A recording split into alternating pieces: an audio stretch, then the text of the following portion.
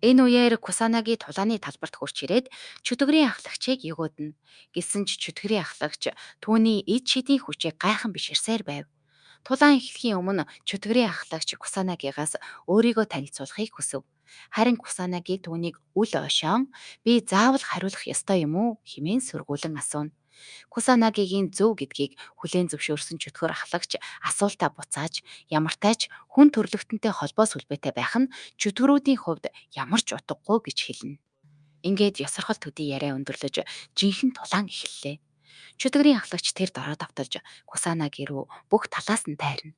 Гэвч Кусанаги өндөр түвшний эд шидийн хаалтаараа түүний бүх довтлогоог өчөөхөн ч хүч гаргалгүй хаачхна.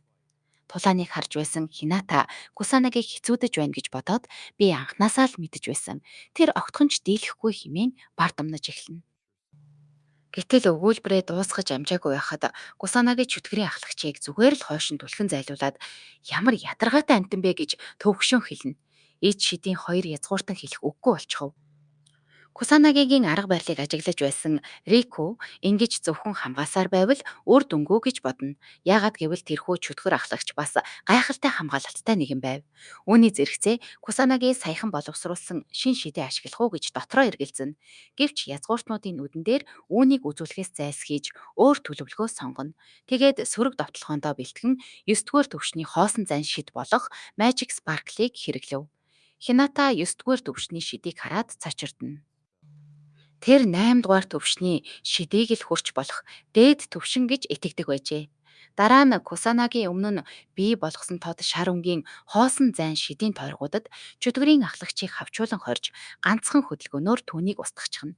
Үүнийг харсан хүмүүсийн дунд итгэж ядсан амьсгаа нэгэн зэрэг алдагдана. Цэргүүд Ахмад Кусанаги бүр эд шидийн язгууртнууд хүртэл дийлж чадаагүй дайсныг ямар ч хүч гаргалгүй ялсныг ойлгов. Кусанаги доош буухад цэргүүд түүнийг магтаж гайхамшигтай гэж уулга алдан бүр аврагч хэмээн дуудана. Тэгээд тэр ичингүүрсэн язгууртнууд дээр дөхөж очоод энэ мангас чинь надад бол асуудалч байсангүй гэж хайхрамжгүй хэлв. Бүрэн ялагдсанаа мэдэрсэн Хината тэд Кусанагигийн хэмжээнд ойртохчгүй гэдгээ хүлээн зөвшөөрнө. Одоогийн байдалтайгаа тэд түүнийг дарах ямар ч боломжгүйг ойлгожээ. Дараа нь Кусанаги та нар одоо ч гэсэн үргэлжлүүлэн тулалдахыг хүсэж байна уу гэж асууна. Хоёр язгууртан ч эргэлзэлгүйгээр ялагдсанаа хүлээн зөвшөөрч Кусанаги шалгалтыг нь давсан гэж мэдэгдэнэ. Энэ бүхний дараа Кусанаги тэднээс өмнөө хэлхийг шаардна. Рику бүхнийг тайлбарлахыг зөвшөөрсөн ч өмнө нь нэг хүн заавал байлцах хэрэгтэй гэж хэлнэ. Тэр хүн нь Такигами байв. Үүнийг сонссон Кусанаги хэнийг хэлж байгааг тэр дороо ойлгов. Удалгүй Такигами ирээд Кусанаги анханасаа л бүхний цаана өөрөө байгааг нь мэдэж байсан уу гэж асууна. Кусанаги тийм гэж хариулаад чи надаас юу ч нууж чаддгүй шүү дээ гэж сануулна. Одоо тэр яагаад өөрийг нь шалгасан, яагаад сүүлийн 50 жилд элбчид оройтсан, мөн яагаад өөрийг нь нас барснаас хойш ид шидийн язгууртнуудтай хамтран ажилласан зэргийг тайлбарлах ёстой болов. Гэхдээ Такигами шууд хариулахын оронд Кусанаги болон язгууртнуудыг өөрийн гэртээ аваачиж тухтай суулган байж тайлбарлахаар шийднэ. Суугаад ярилцаж эхэлсний дараа Кусанаги Такигами өөрийг нь ирэхээс өмнө ид шидийн язгууртнуудын тухай мэдэж байсан уу гэж асууна. Такигами зөвхөн мэдэж байсан гэлтгүй Кусанаги руу довтлох гэж байгааг ч мэдэж байсан гэж хэлнэ. Гайхсан Кусанаги яагаад үнийг зүгээр зөвшөөрсөн юм бэ гэж асуухад Рику хариулж тэд Кусанагигийн чадварыг шалгаж хүчээ хувийн ашиг сонирхолд ашиглах эсхийг нь мэдхийг л хүссэн гэж тайлбарлана. Кусанагийн шалгалт түүний холбоотнууд хүртэл оролцсон тухай хүндэнэ. Рику тэднийг үнэндээ гимтээх санаагүй зөвхөн сүрдүүлсэн төдий гэж тайлбарлана. Гэвч Кусанаги яагаад заавал ийм зүйл хийх болсон талаар дахин асуухад Рику Кусанагигийн SMT байгууллагын нэг хэсэг болж гарч ирсэн нь эд шидийн язгууртнуудын байр суурийг ханхуулж Японд аюултай байдал үүсгэж байна гэж хэлнэ. Үүнийг сонсоод Кусанаги өнөөгийн нөхцөл байдал бол тэдний хайхрамжгүй байдлын үр дүн гэж шууд хэлнэ. SMT хизээч язгууртнуудыг дорд үсхийг зорж байгаагүй. Харин язгууртнууд өөрсдөө SMT-г дээрээс нь харж байсан гэж тэр онцлов. Энэ үгэнд дарагдсан Хината уурлан бухимдаж эхлэхэд Рико илүү тайван хандаж түүнийг болиулан Кусанагигийн зөв гэдгийг хүлээн зөвшөөрнө.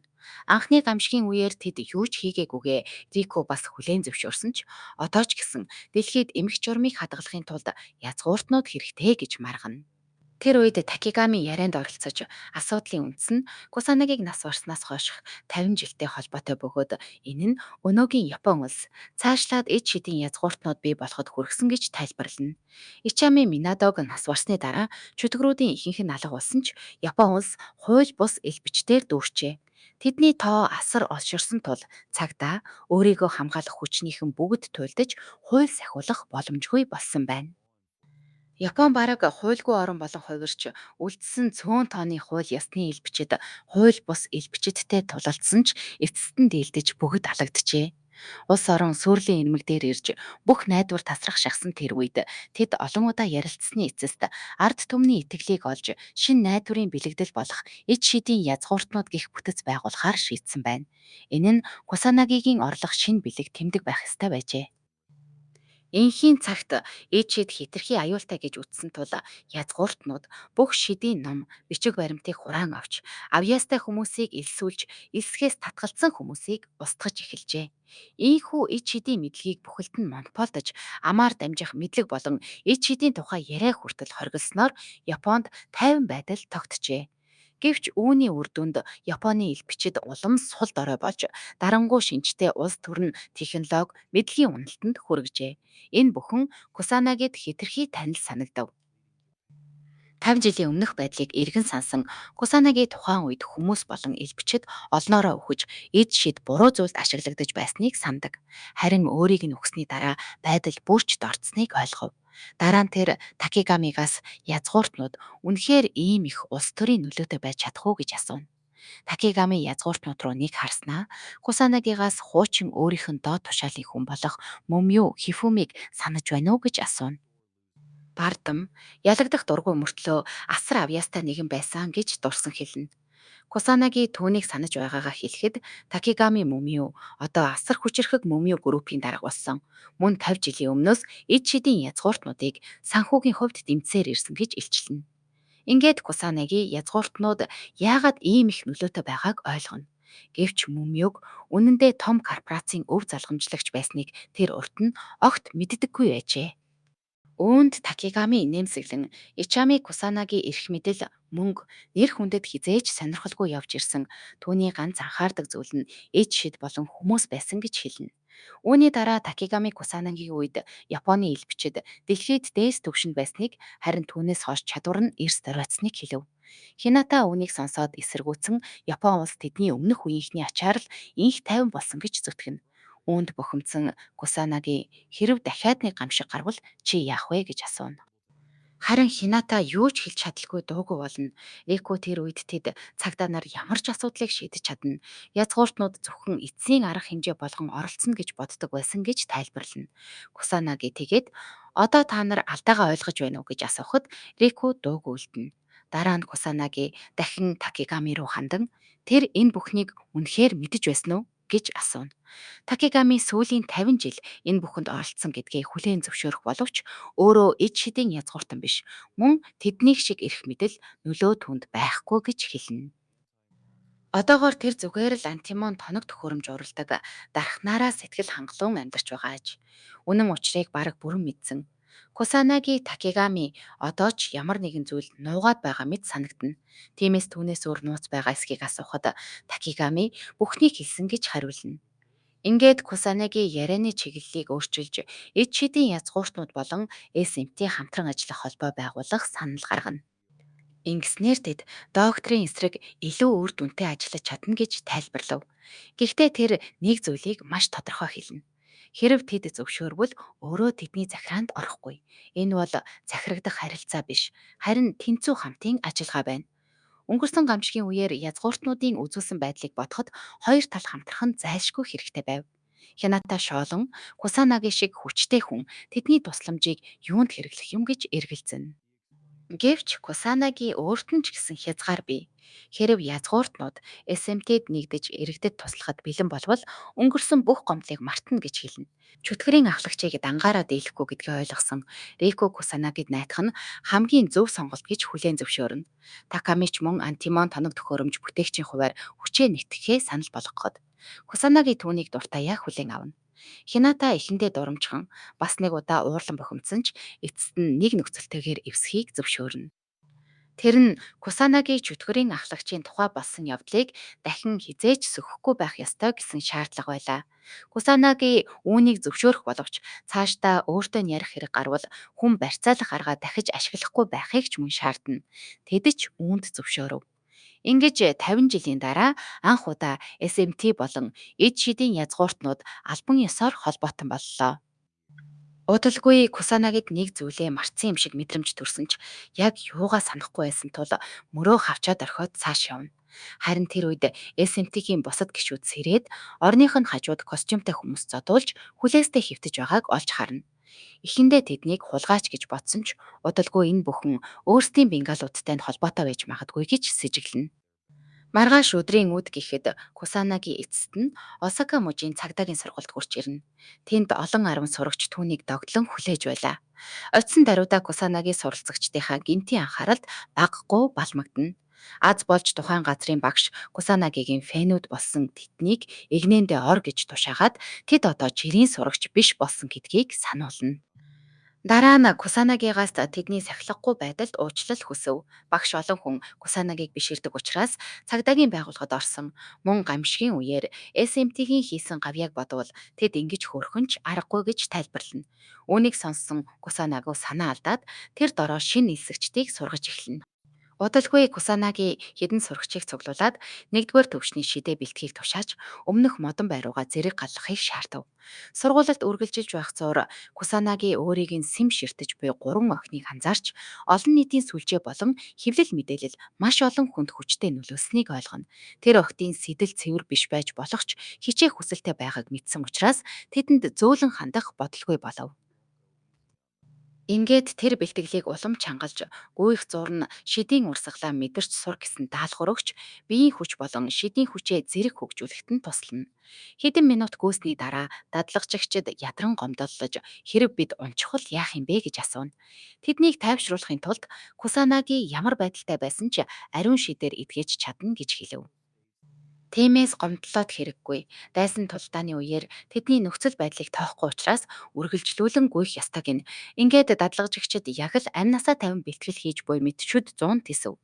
Ийм хатуу дэглэмийг бүтэн 7 хоног төвчсөний эцэст Осакагийн цагдаагийн хүчний дундаж шидийн хүч мэдгэдэггүй зөсөв.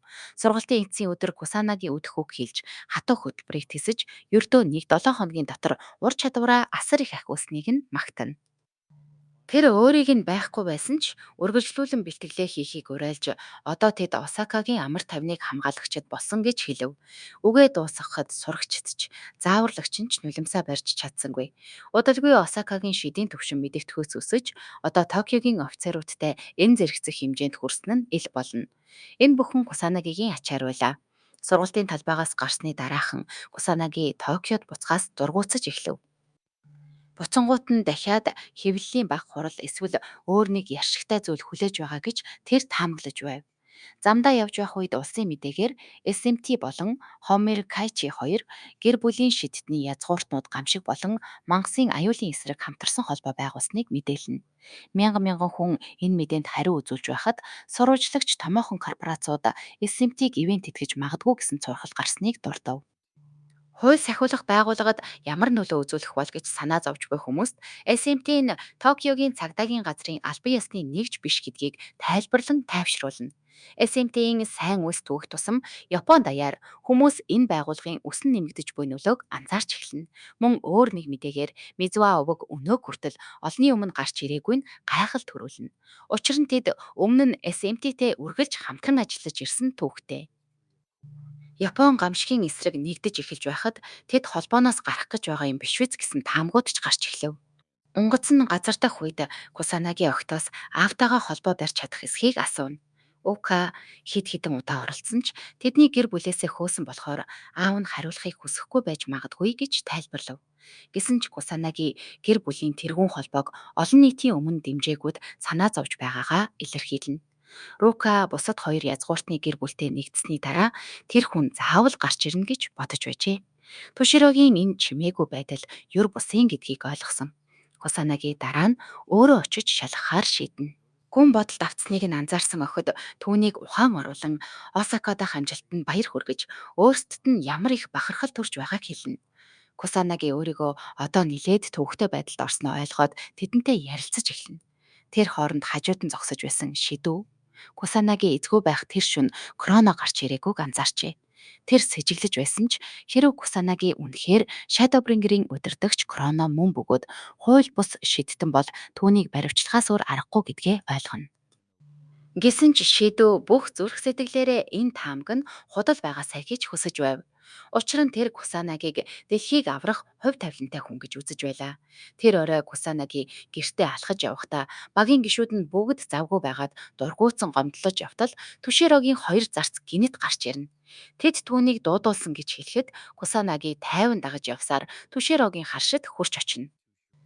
Тэнд Түширо ууртайгаар хоёр охин нь одоо түүнтэй хамт амьдарч байгаа нь үнэн үү гэж асуугаад хэрэв тэдэнд муу зүйл хийх санаатай бол амийг нь авна гэж шууд сүрдүүлв. Гайхсан Кусанаги тэд зүгээр л найзууд гэж тайлбарлахад Түширо дахин лавлан огтд нь гар хүрхгүй гэдгийг нь баттай хэлүүлэхийг хүснэ.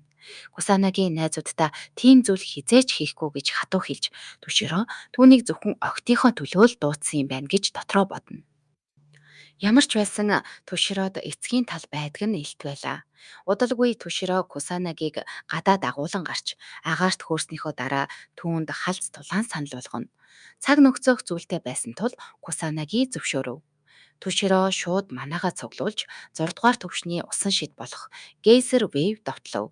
Үүний эсрэг Кусанаги 7 дугаар төвшний галын шид. Демоны гал шидэж усан довтлохоог нь даран бут цохино. Дараа нь тэд газарт буухад Түширо Кусанагийг галын шидээр усны давуу талыг дарж чадсанд нь магтав.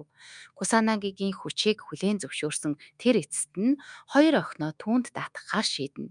Кусанаги хэсэг чимээгүй зогсон холдон алхах эцгийг ажиглаж үлдэв. Өөр газар өмнө нь гарч байсан бие арын дарга Кроно амьд хിവэр байгааг мэдээд уурын туйлд хүрч дахин уурлан галзуурна. Залхсан тэр энэ удаад өөрийгөө барьхаа болж замд нь хин таарсан бүгдийг няцлана гэж тангаргалав.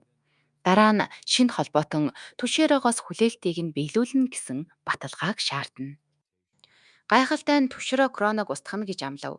Энэ үеэр хожим нь сахилгагүй хуучин шидтний язгууртан Курой болох нь илчлэгдэх тэр ууртай дараг дараагийн үе шатнд Бирар болон Shadowbringers хоёрын хоорондох жинхэнэ дайн болно гэж зарлаж Black Mage-д өөрийг нь эрхийг хүлээ гэж хэлнэ. Бирар дайрахаас хэд хоногийн өмнө Кусанаги болон SMT-ийнхэн сургуультай иргэн ирэхэд өмнөхөөсөө ч илүү олонний анхаарал өртөв. Ялангуяа хэвлэл мэдээллээр гарах нь эрс нэмэгдсэн тул байдал бүрч төвөгтэй болжээ. Кусанаги туйлдаж эхэлсэн ч бусд нь ч гэсэн амаргүй байв. Юкаг хамт байхын тулд шүтэн бишрэгчид байнга дагна. Ингэснээр зөвхөн бишрэгчид биш, түүнд атаархаж дургуутсах хүмүүс ч нэмэгдэв. Юка бүх анхаарлыг авч угаад залхсан атаархуу 3 охин эцэст нь арга хэмжээ авахар шийднэ. Ука хичээлээсээ ариун цэврийн өрөө орно гэж гарч явхад тэд боломжийг ашиглан гиндүүлнэ. Ука бие засаад коридорт байнгын анхаарал өртөж ядарснаа гомдлон зогсож байтал нөгөө гурвынх нь замыг нь хааж сургуулийн нэр муутай булан руу чирч аваачна. Тэнд хананд хөлөөрөө дэвсэж сүрдүүлэн яагаад эсэмтэд байгаа юм бэ? Ямар ядаргаатай юм бэ гэж доромжилж эхлэв. Ука чимээгүй байхад намхан бүдүүн охин түүнийг шидтний язгууртан болохоор онцгой хандуулсан байх гэж хэлнэ. Үүгээр ч зогсохгүй ногоон үст нь SMT-д орохын тулд Кусанагийг уруу татсан гэж гүтгэнэ. Доромжллыг тэсэлгүй Юка тэсвэрч SMT-д орохын тулд өөрөө их хичээсэн. Хизээч ийм бохир арга хэрэглэхгүй гэж чангаар хашгирна. Түүний сандарсныг анзаарсан улаан үстэй голлох охин цааш нь шахаж Ука Кусанагид ямар ч сэтгэлгүй гэдгийг шидтний язгууртны нэрээрээ тангаргалвал яасан юм бэ гэж шаардав. Ука төгдөрч эхлэх мөчид Кусанаги гинт гарч ирэн энд юу болоод байгааг асуув. Сандарсан охид шууд л Укад хитрхи онцгой ханддаг нь шудраг бус талаар ярьж байсан гэж мэлзэн. Бүр удирдагч нь Кусанаги өөрөө хүртэл тал засаж байна гэж зүрхлэн буруутгав. Кусанаги юу ч хэлэлгүй Ука руу эргэж дээрлэхүүлж буйгаа төвчих ямар ичгэвтер байгааг нь шууд ойлгоно. Харин атаархсан охид SMT дэлсхийг хүсэж байгаагаа өөрт нь их тус болно гэж бувтан ярьж эхлэв. Тэдний санааг нэвт харсан Кусанаги төр тоглохоор шийднэ. Тэр одоохондоо загнахгүй харин SMT-ийн эсэлтийн сургалтад орохыг зөвшөөрөв. Тэд ингэж их хүсэж байгаа юм чинь шалгалтаа давбал эсвэлнэ гэж амлалаа. Бэлтгэл ямар тамтайг мэдэхгүй охид хөөрөн баярлав. Кусанаги тэднийг SMT-ийн бэлтгэлийн талбай руу дагуулж очоод Рюжи болон Рукад эдгээр охид сургалтад оролцсон гэж хэлнэ. Эхэндээ Рүжи Рука хоёр тийм ч сэтгэгдэлтэй байсангүй. Тэд охтыг онцгой чадвартай харагдахгүй байна гэж дүгнэнэ. Харин Юка Кусанаги үнэхээр тэднийг эсвэлэх гэж байгаа юм биш үз гэж санаа зовсон ч илүү чухал зүйлдээ анхаарахаар тэр бодлоо хойш тавина. Шинэ эргэсэд хитрхи их чалчиж байгааг анзаарсан Рүжи Рука хоёр тэдний зорилгод бүрч их сэжиглэнэ. Тэд Кусанагигаас асуухад тэр тийм их бодоод хэрэггүй. Эднэрт энэ сургамж хэрэгтэй гэж хэлв. Бэлтгэл эхэлж нэг цаг хүрэхгүй хугацаанд улаан ус дохин бараг унах шахав. Энэ хооронд Кусанаги болон туршлагатай SMT ихэн тушаал өгч яг л амь нас нь үүнээс хамаарсан мэт гуйлгэнэ. Тэр Осакагийн цагдаа нарт хэлгсэнтэй яг адил хатуу дасгалыг давтлаа. Бүтэн тойргийг 4 удаа гүйлгэсний дараа нэг гараараа шидийн хүч шингээсэн суниалт хийлгэж өөрөө ч бас хамт хийнгээ тэднийг хязгаараа дав гэж шахна. Дараа нь бүх хүчээ шавхтал шидээ дахин дахин ашиглах дасгал руу шилжив. Энэ үед атаархсан тэр гурвал зогтох төлөвлөгөө гаргаж эхлэв. Тэд энэ галзуурлыг үргэлжлүүлэхийг хүсэхгүй байлаа. Яг зугтах гэж байтал Кусанаги тэднийг дуудан та нар одоохондоо халаалтаа л дуусгасан гэж хайхрамжгүй хэлнэ. Сандарсан охид Кусанагиг дарамтлаж байна гэж буруутгаж нэг нь бүр зориуд там болгож тарчлаахын тулд ийм бэлтгэл хийлгэж байна гэж гомдлов. Үүний хариуд Кусанаги жинхэнэ SMT-ийн гишүүдийг зааж эхэндээ тэд ч бас хэцүүдэж байсан ч өдөр бүр шантгалгүй тиссээр өнөөдрийн дайчид болсон гэдгийг сануулав. SMT өхөлтэй зэрэгцэн ажиллаж мангастай тулалдан арт түмнийг бүх хүчээрээ хамгаалдаг гэж тэр тайлбарлана.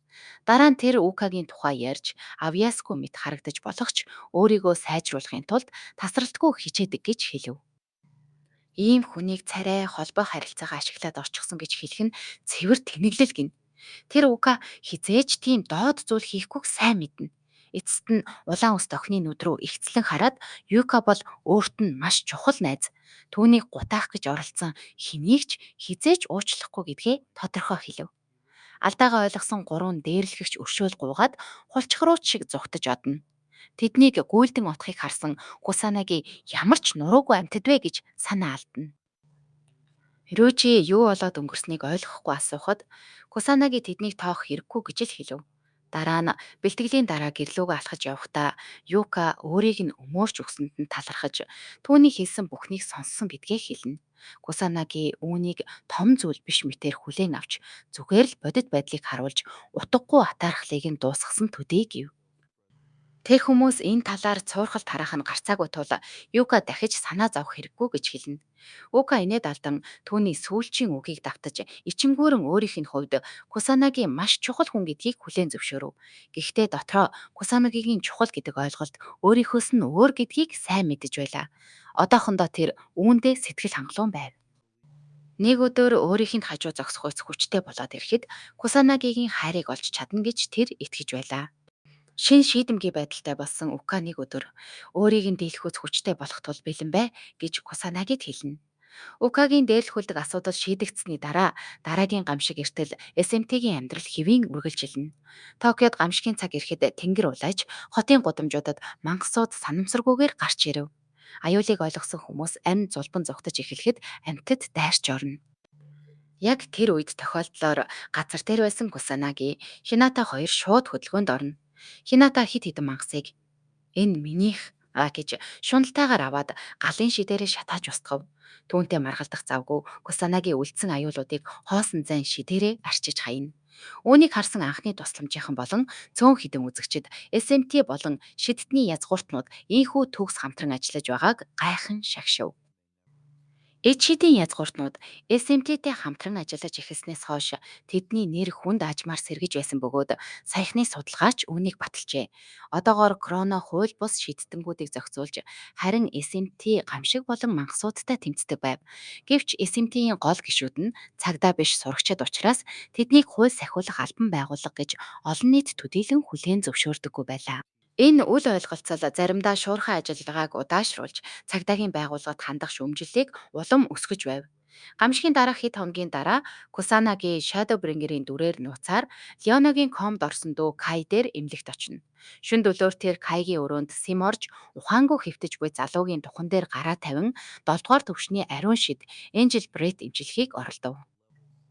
Ариун шид ер нь комын байдлыг эдгэж чаддаггүйг мэдэж байсан ч Кусанаги ядаж түүний бие сэтгэлд багц чадхуй сайн нөлөө үзүүлээсэй гэж найдсан юм. Гэвч олон дахин оролцсон ч ямар ч өөрчлөлт гарсангүй. Ийм төрлийн байдалд ариун шид үйлчлэхгүй бололтой гэж тэр сэжиглэнэ. Леона дүүгийнхээ эрүүл мэндийн талаар ярих бүртээ найдвар тэдгийг сансан Кусанаги бууж өгөхийг хүссэнгүй. Өөр нэг аргыг турших гэж байтал хаалга гинт тонгойж тэр хурдхан нуугдав. Леона дотгош орж ирээд өрөөнд өөр нэгэн байгаа мэт мэдрэмж төрсөн ч төсөөлөл байх гэж бодоод өнгөрөв. Тэр дүү дээрээ очиод өчигдөр эхлүүлсэн яриагаа үргэлжлүүлнэ. Энэ удаад Кроногийн гайхалтай шид найдвартай зан санаачлагыг магтлаа.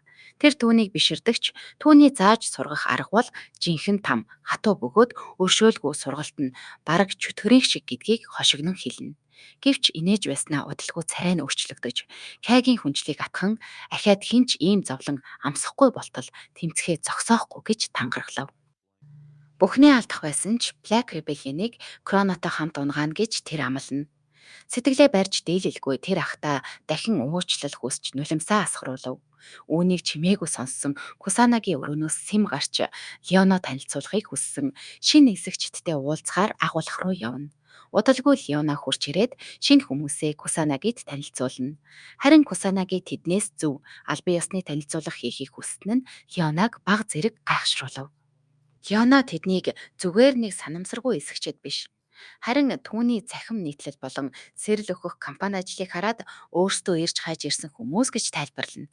Тэр зориуд мэдээлэлээ баг өгч үнэхээр шийдэмгий бол өөрийг нь олж чадна гэж шалгах санааж. Одоо тэд энд хүрээд ирсэн болохоор биеийн байцаалтыг нь нягталж сайн шалгасан гэж баталлаа. Шинэ нисэгчид догдлолтой автан Кусанагийг магтаж эхлэхэд Леона тэднийг тайвширхийг тушаав. Бүх зүйл намжсны дараа Кусанаги тэднийг сургаж өгч болох ч огтхон ч зөөлөн хандахгүй гэдгээ тодорхой хэлв. Гэсэн ч шинэ хүмүүс шантралгүй хязгаартан тултаж шахаарай гэж өөрсдөө хүснэ. Тэдний шийдэмгий байдалд сэтгэл хансан Кусанагийн сургалтыг эхлүүлж бараг алж орхих шахам хатуу дэглэмээр угтлаа. Эхэндээ тэд хит хөөрөв байсан ч удалгүй чин сэтгэлийн хичээл зүтгэл нь илэрч эхлэв. Цаг хугацаа өнгөрөхөд Кусанагигийн харгас шахуу сургалтын дор тэд мэдэгдэхүйц сайжирчээ. Ердөө 1-7 хоногийн дотор тэр мэдээлэл гуйлах, хак хийх чиглэлдээ тусгай тактикийн баг болон биеэрээ нуугдах байрнуудыг онилон устгах ажиллагааны багийг амжилттай бүрдүүлв. Shadowbringer-ийн нөлөө өсхийн хэрээр гэмт хэргийн ертөнцийн бүлгүүд хүртэл санаанд оромгүй дэмжлэг үзүүлж эхлэв. Энэ хооронд Black Rebellion-ийн нууц баазууд дараалан сүудэж Black Mage-ийн жинхэнэ зорилго юу болохыг цагдаа нар ойлгохоо болив. Харин шидүү нэг ч алхам ухарсангүй. Түүний бодлоор бүх хууль бус шидтэн бол гэмт хэрэгтэн. Shadowbringer бол ямар ч баатар биш. Зүгээр л өөр нэг хууль зөрчигч байлаа. Шидүү тэднийг ямар ч байсан шудраг ёсны өмнөөс зогтуулахгүй гэж тангараглав. Нөгөө талд Курой урдын адил ууртай зангаа гаргана дахин нэг удаа гал зурч эхэлнэ. Black Mage дахин эсэргүүцээр байгаад нь тэр маш их ууралсан байлаа. Яг юм хагалж эхлэх гэж байтал нэгэн доод хүн нь хурч ирээд дараагийн ажиллагаанд бүх зүйл бэлэн болсныг мэдэгдэнэ. Гэсэн ч Курой тэднийг удаан чадваргүй гэж зүгсээр л байв. Ямар ч байсан түүний гол зорилго өөрчлөгдсөнгүй. Ямар ч үнээр хамаагүй Кусанаги болон Кроног булан чахаж эцэст нь устгах гэж тангараглав. Маргааш нь SMT-гийн сургалтын үеэр бүх дасгалыг ажиглаж байсан шидүү ахмад Кусанаги Кроно байж магадгүй гэсэн сэжгээсээ салж чадсангүй. Нас чадвар, корона гарч ирсэн цаг хугацааг нь бодоход сэжиглэхгүй байх аргагүй байв. Шидүү ингэж бодолд автсан байхад Рүүжи болон охид хэдэн 7 хоногийн өмнө нойрон дундаа бугуйчаа хугалсандаа Кусанагигаас уучлал хүснэ. Юу болсныг тайлбарсны дараа Кусанаги зүгээрээ тэр бугуйчнууд аль хэдийнэ бат бөх чанарынхаа хязгаарт хүрчгсэн байсан байх гэж тайвшруулав. Гэвч дотроо өөр шиг нь шинэ хүн сайн антимон тоног төхөөрөмж хийж чаддгүйгээ ойлгож дараа нь Такамигаас илүү сайн хэрэгсэл хүсгээр шийднэ. Рүүжи болон бусд нь шүн дунд тэднийг зүгээр шалгахын тулд довтолсон язгууртнуудыг одоо ч үзен ядсаар байлаа. Тэд хүссэнээ хийж болно гэж боддогт ууранд хүрч байв. Тэдний бухимдлыг ойлгосон Кусанаги өөрөө ч гэсэн тэдний залтай арга барилд ууртай байгаагаа хүлээн зөвшөөрөв. Гэхдээ ирээдүг бодвол тэдэнтэй хамтрах нь зайлшгүй. Тиймээс энэ явдлыг ганцхан удаа өнгөрөөж өгөхийг соёлтойгоор хүснэ. Дургүйхэн тэд энэ сэдвийг хаасан ч дараа нь өөрсдөө уурлаж довтлохоогч анзаараагүй нь хүч чадал муудаатай нь холбоотой гэж өөрсдийгөө буруутгав. Энэ үед Укас ирэхэд ид шидийн язгууртнууд ихэд будилсан харагдаж байсныг санана. Юу болсон талаар Кусанагигаас асууна. Ямар төрлийн шид хэрэглэснийг мэдэхгүй ч тэд нөхцөл байдлаа ойлгохгүй хിവэр байсан гэж тэр хэлв. Кусанаги өөрөө тэдний шидийн хүчийг сорж ой санамжийг нь бүдгрүүлэх төрлийн шид хэрэглэсэн гэж тайлбарлана. Тиймээс шид хэрэглэгдэхээс өмнөх болон дараах үеийг тэд бараг санахгүй байж магадгүй аж. Өдрийн бэлтгэл дууссаны дараа Кусанаги бүгдээрээ хамтдаа гэртээ харъя гэж санал болгоход доод хүмүүс нь элдв шалтак хэлэн шууд татгалзав. Ганцаараа үлдсэнд нь шидүү хүргэж өгье гэж санал болгоход Кусанаги зөвшөөрнө.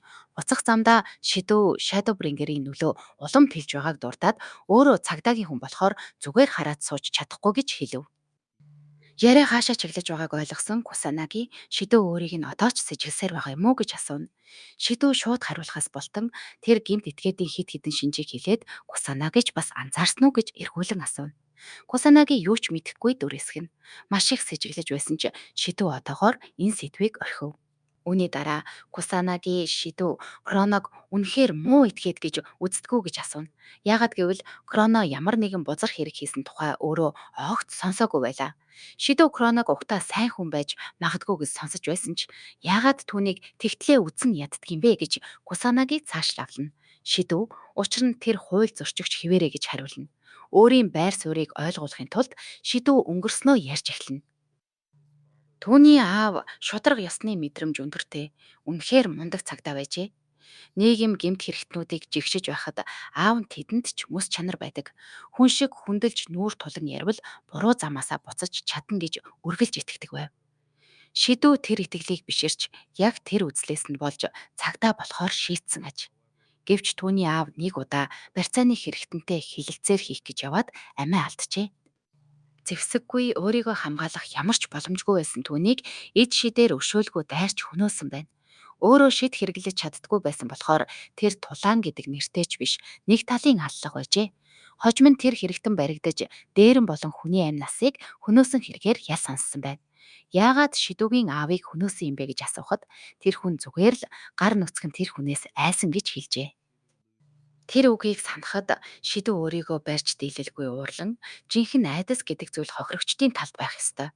Миний аав шиг өчөөхөн шалтгаанаар амиа алдсан хүмүүсийн талд байх ёстой гэж хашгирна.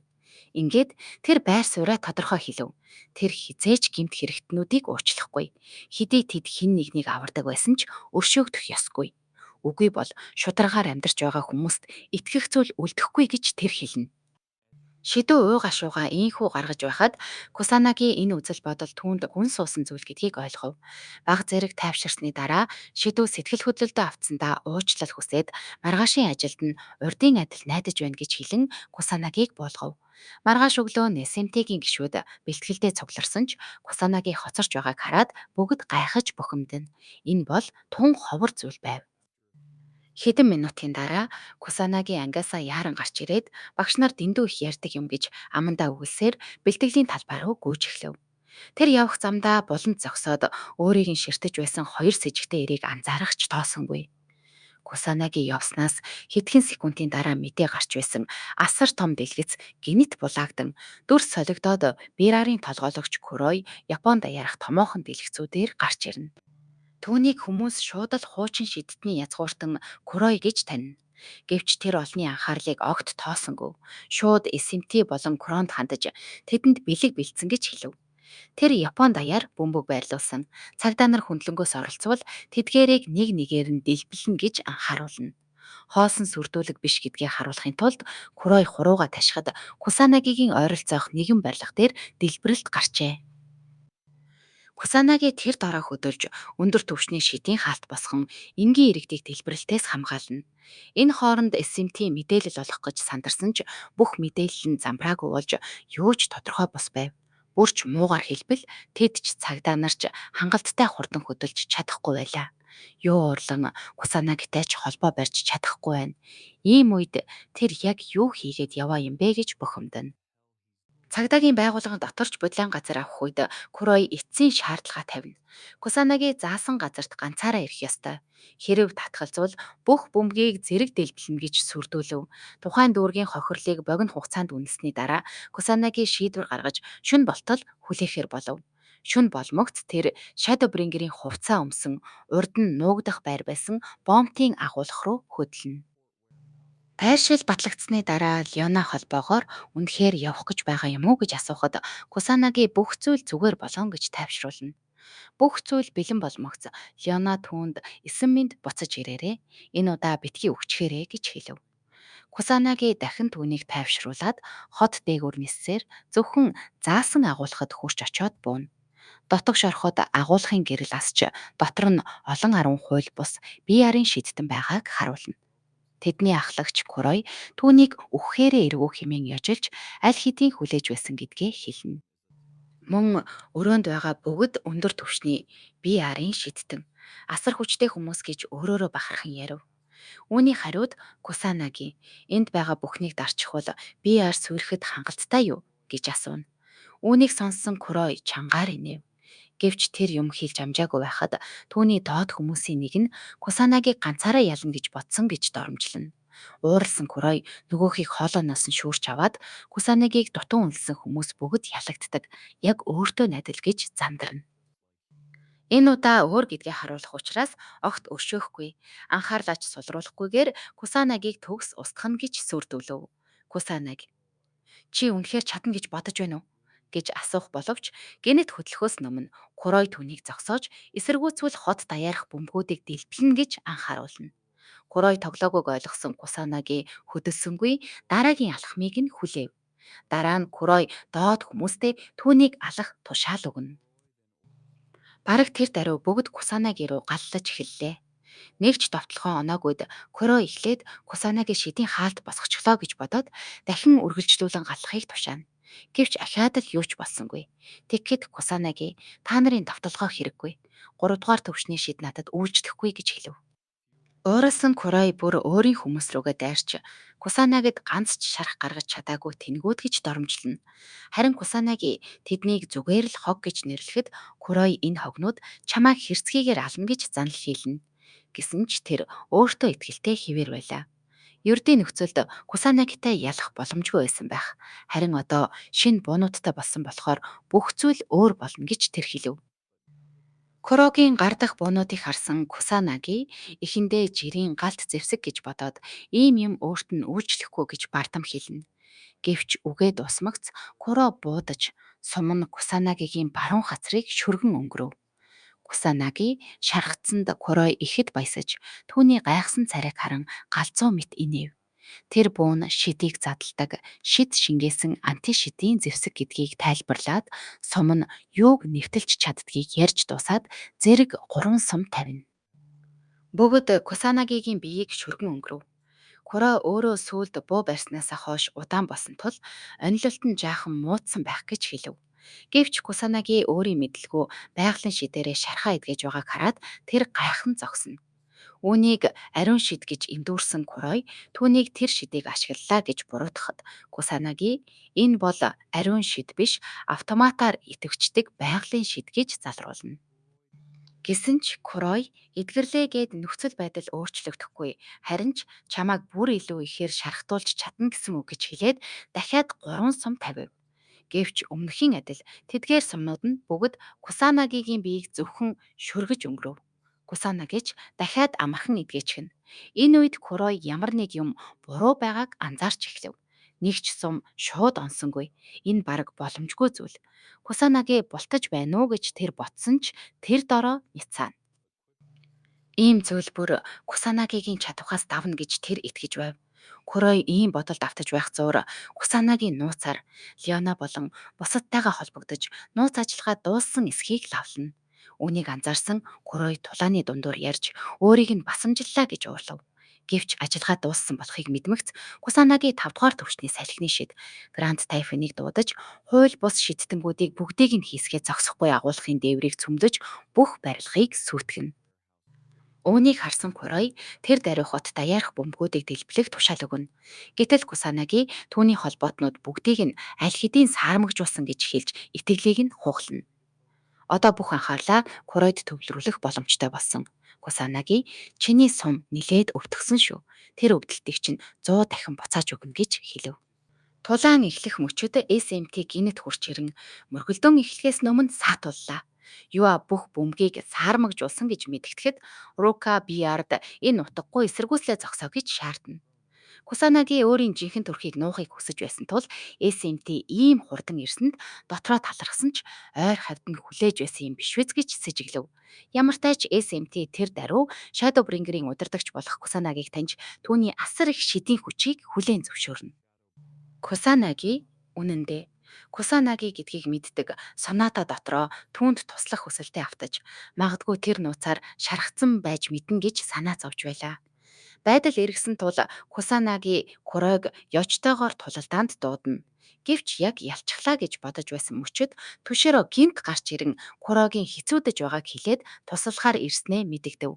Охид үүнийг хараад цочирдон урагч нь өөрсдийнх нь эцэг болохыг ойлгоно. Тэд ямар нэг зөв тайлбар байгаа байлгүй гэж найдсаар ааваасаа яагаад Курой шиг жигшүүртэй хүнтэй нийснийг асуув. Өнөөдрийн бичлэгт онцгойлон дэмжлэг үзүүлсэн Цогт Баатар, Бямба жаргал, Боолж лавга, Инх сайхан бат очир та гуравта чин сэтгэлийн талархал илэрхийлье. Мөн өмнө хэлснээр 4500-аас дээш хандив өгсөн хүмүүсийнхээ нэрийг уншиж байна. Эрдэнэ туяа, Сосор барам, Даваа сүрэн, Хатан Баатар, Мигмар сүрэн, Ананд очир, Өнөр баяр, Батсуур, Чойж амц, Бархас та бүхэндээ маш их баярлалаа.